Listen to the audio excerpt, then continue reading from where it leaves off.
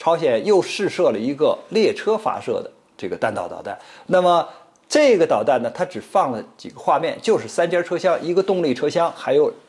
这个就是2节啊，就是拉着这个比如说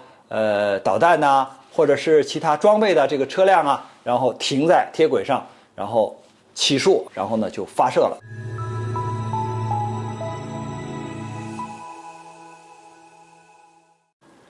网友朋友大家好，我是曹伟东。最近呢，这个在韩国从水下发射了这个弹道导弹以后啊，就是用潜艇发射之后呢，朝鲜马上做出了反应。第一是试验了巡航导弹，由于朝鲜呢，它这个国土面积比较小，又是在试验这种巡航导弹，所以呢，它打的这个弹道啊，不是一直打出去。而是呢走一个8字形啊，就是出去之后再绕回来，绕回来之后再出去，然后这样反反复复的走8字，或者是走一个椭圆形啊，就类似于鸡蛋啊，椭圆形，反正这么绕着走吧。这样的话呢，它离自己的本国的这个距离啊就比较近，而且呢，你这个无线电的信号啊、导航啊。它可以在一定的范围内进行控制啊，因为这个巡航导弹呢，它和弹道导弹不一样，弹道导弹打出去基本上是一个抛物线，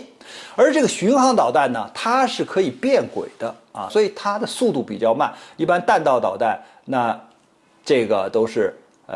超音速啊，那这个像巡航导弹一般都是高压音速的，因为它还要借助空气的升力，就是你看。这个巡航导弹它上面有个小翅膀是吧？这个弹翼啊，实际上它要借助空气的升力，所以呢，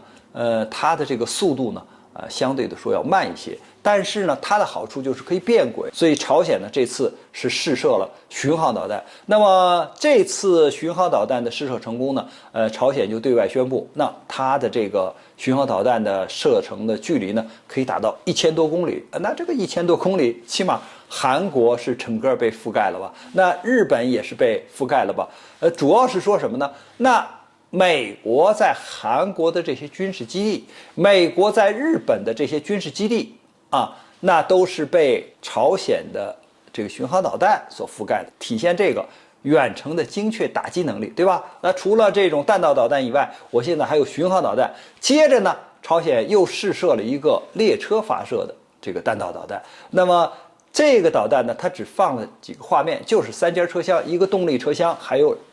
这个就是2节啊，就是拉着这个比如说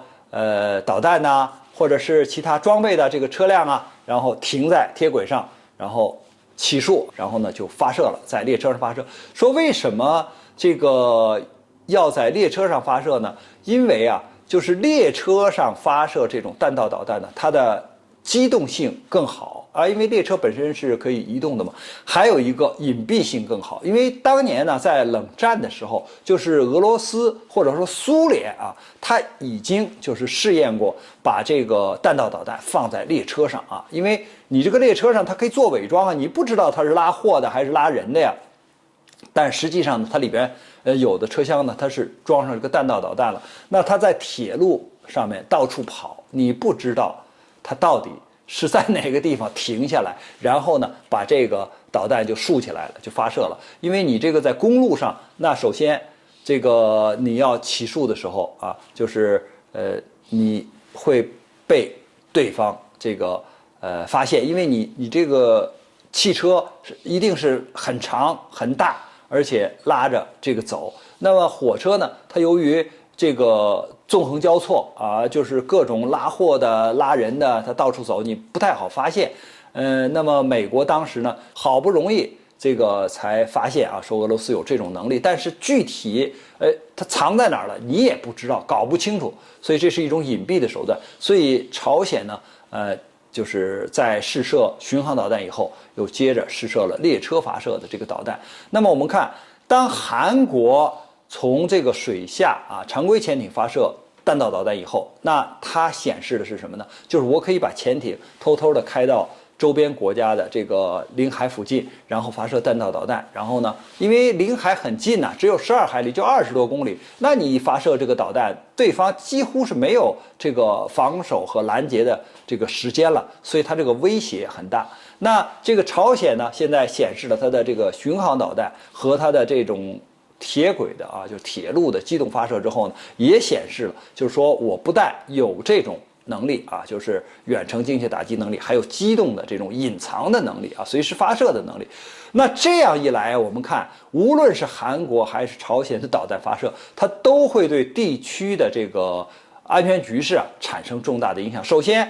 朝鲜这种能力，这个会对日本呢和韩国造成压力，而反过来呢，韩国水下发射的这个导弹呢，它对日本和朝鲜呢也会产生新的压力，所以呢，那东北亚这个局势呢，肯定会产生新一轮的军备竞赛，就是你有什么能力，我也要有什么能力；你有什么技术，我也要有什么技术。那这个结果就是导致了这个地区的军备竞赛，就是下一轮就可能有日本是不是也要试一试从潜艇发射导弹呢？那这个韩国是不是也要试一试？那么朝鲜还会不会发展其他新的这种导弹或者新的这种武器装备的技术所以我们看到，就是当朝韩试验这些导弹的时候，试验这些技术的时候，实际上是给东北亚地区的这个和平安全的这个环境带来了一个就是新的军备竞赛的这么一个结果。关于这个话题呢，我们今天就聊到这儿，感谢大家关注本栏目，我们下期节目再见。